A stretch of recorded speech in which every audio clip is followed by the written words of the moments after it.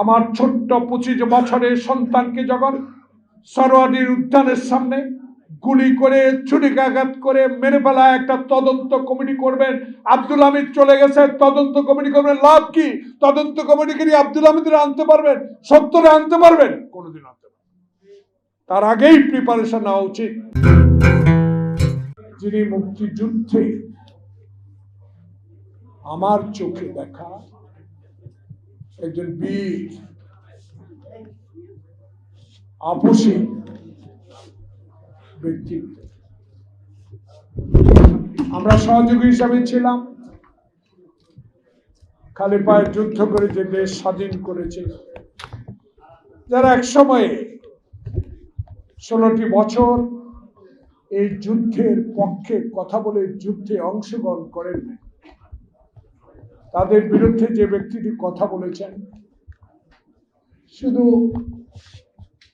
রাজনীতি নয়, পেশাগত দক্ষতা, শ্রমিক আন্দোলনে যে ব্যক্তিটি আমাদেরকে উৎসাহ দিয়েছে, আন্তর্জাতিক খ্যাতি সম্পন্ন নয় শুধু, সে কারণে দেশনেত্রী বেগম খালেদা জিয়া তাকে সম্মানিত করেছে বিদেশের রাষ্ট্রদূত।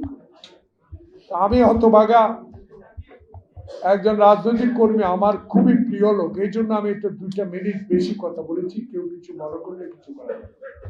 আমি সবচেয়ে বেশি আমার প্রিয় লোক খেটে খাওয়া মানুষের পক্ষে না, সততার দিকে উজ্জ্বল নক্ষত্র যিনি রেখেছেন, সেই নজরুল ইসলাম খান। আমার বন্ধু, বয়সে ছোট হলো, আন্দোলন সংগ্রামে অভূত। গাবতলীতে দেখেছি রক্তাক্ত অবস্থা, সেই স্মৃতিটুকু আমার মনে পড়ে। সেদিন আমি ছিলাম উত্তরার সেই ফ্লাইওভারের নিচে, আমি আর ডক্টর মঈন খান। সেদিন মঈন খানকে কিভাবে গ্রেপ্তার করা হয়েছে, আমাদেরকে কিভাবে সাউন্ড গ্রেনেড দিয়ে, টিয়ার গ্যাস সেল মেরে গুলি গুলি তাড়িয়ে দিয়েছিল, সেই স্মৃতির কথা মনে নাই। সেই আলম আমাদের একজন দক্ষ ছাত্র।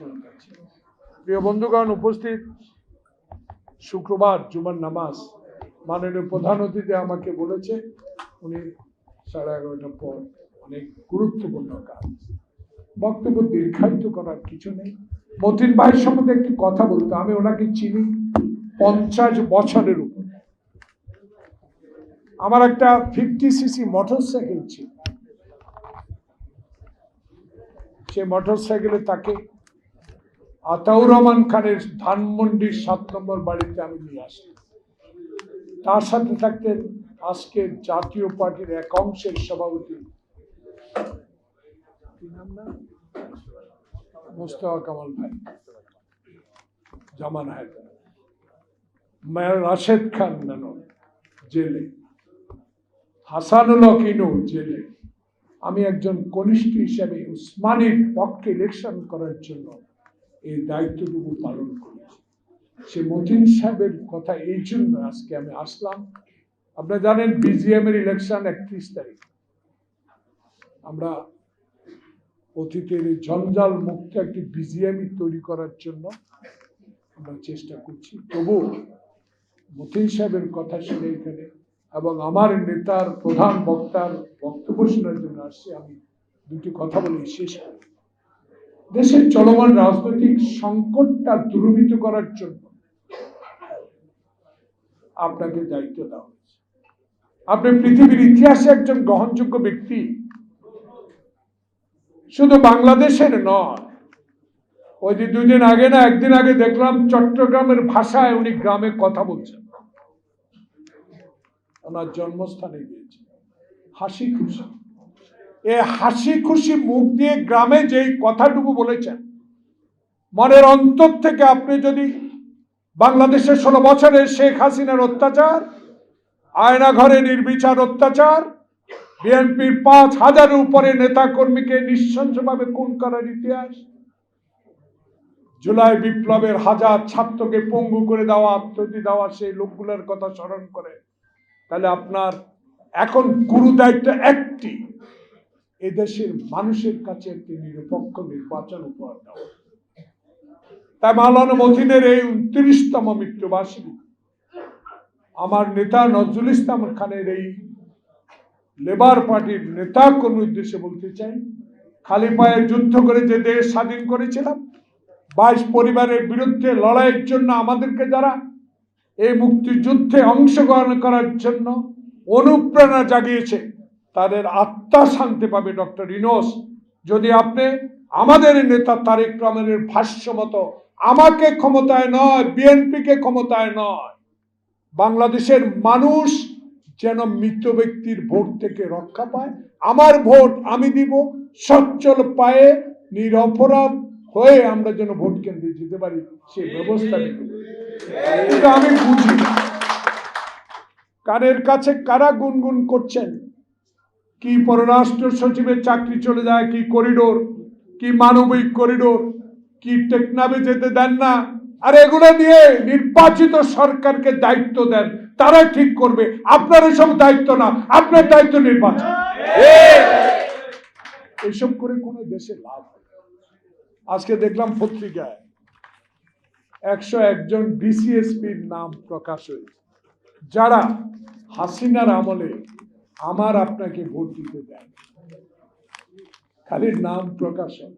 আমার ছোট্ট 25 বছরের সন্তানকে যখন সরোয়ার্দীর উদ্যানের সামনে গুলি করে ছুরিকাঘাত করে মেরে ফেলা, একটা তদন্ত কমিটি করবেন। আব্দুল হামিদ চলে গেছে, তদন্ত কমিটি করবেন, লাভ কি? তদন্ত কমিটিকে নিয়ে আব্দুল হামিদের আনতে পারবেন? সত্যরে আনতে পারবেন? কোনোদিন আনতে পারবেন? তার আগেই প্রিপারেশন নেওয়া উচিত।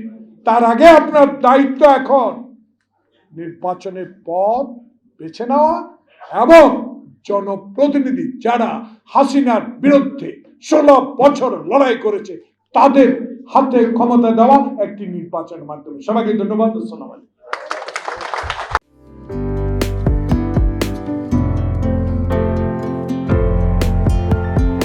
পহেলা জানুয়ারি 2025 ইউটিউব জার্নালিজমের অগ্রদূত changetv.press 6 বছর পেরিয়ে পা রাখলো গর্বিত চেঞ্জ টিভি, তো আমি তাদেরকে আমার অসংখ্য শুভেচ্ছা জানাচ্ছি, কারণ তারা যে ভূমিকা রেখেছে এই সময়, একটা কঠিন সময় ছিল, সেটাতে যেমন ভূমিকা রেখেছে, এমনকি 5ই আগস্টের পরে নতুন বাংলাদেশেও তারা তাদের সেই তীক্ষ্ণ একটা সমালোচনামূলক এবং যেটাকে আমি গঠনমূলক বলব, সেরকম একটা ভূমিকা রাখছেন। তো সেক্ষেত্রে আমরা মনে করি যে এই ভূমিকা আমাদের দরকার, আমরা চাই এটা থাকুক এবং আরও যেন সমৃদ্ধ হয়। নতুন বাংলাদেশ নির্মাণে আমরা চাই যে চেঞ্জ টিভি যে সমালোচনাগুলো করছে বা যেগুলো আমরা তুলে ধরছেন, সেটা এমন করে করবেন যেন আমরা সেখান থেকে শিখতে পারি এবং সবাই মিলে যেন আমরা নতুন বাংলাদেশকে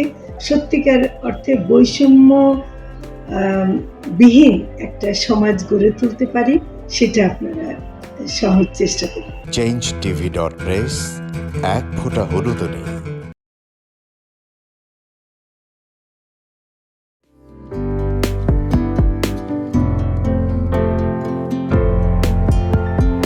পহেলা জানুয়ারি 2025 ইউটিউব জার্নালিজমের অগ্রদূত changetv.press 6 বছর পেরিয়ে পা রাখলো গর্বিত আমি অত্যন্ত আনন্দিত হলাম যে চেঞ্জ টিভি আগামী কয়েকদিনের মধ্যেই 6 বছর পূর্ণ করবে। আর হাঁটি হাঁটি পা পা করে চলা শুরু করে এখন সে বেশ দৌড়াদৌড়ি করছে বলা যেতে পারে। ও নামটাও অত্যন্ত বলবো যে সিগনিফিক্যান্ট, যে চেঞ্জ, এই গণঅভ্যুত্থান কিন্তু চেঞ্জ চেয়েছে। সেই হিসেবে তোমার টেলিভিশনের, তোমার এই চ্যানেলের নামের একটা যথেষ্ট মিল পাওয়া যায়।